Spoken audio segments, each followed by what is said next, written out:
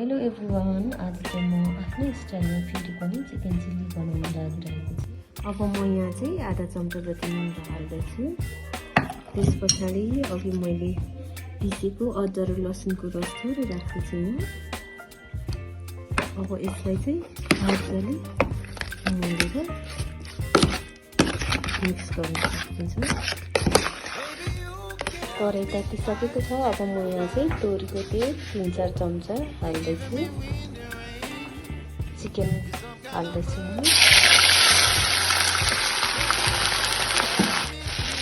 अब यो चिकनलाई चाहिँ अब धीरे राख्छु हामी चलाइराख्छौँ, पकाइराख्छौँ।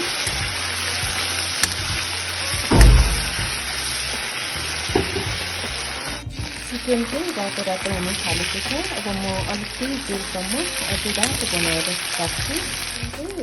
अझै अघिको भन्दा धेरै रातो भइसकेको छ। अब म चाहिँ यसलाई निकाल्न लागिरहेको छु।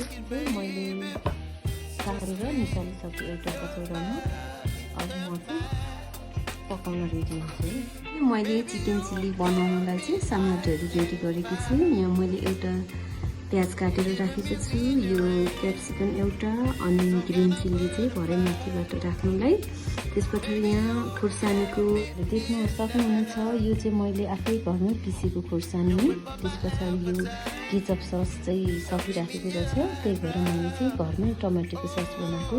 त्यस पछाडि हरियो लसुनको पत्ता काटेको, त्यसरी नुन छ। त्यस पछाडि मैले चाहिँ अदुवा र लसुन मिक्स गरेर पिसेको।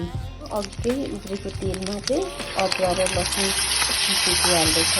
अब अघि एउटा काटेको प्याज राख्दैछु। अघि काटेको क्याप्सिकम राख्दैछु।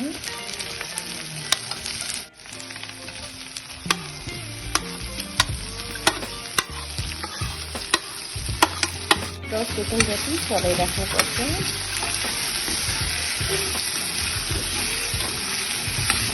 अब मैले यहाँ चाहिँ आधा कचौरा टमाटो सस घरमै बनाएको हाल्दैछु।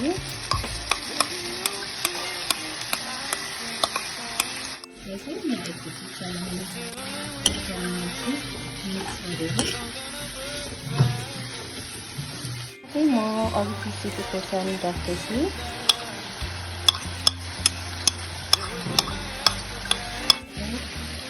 पनि मिक्स गर्छु।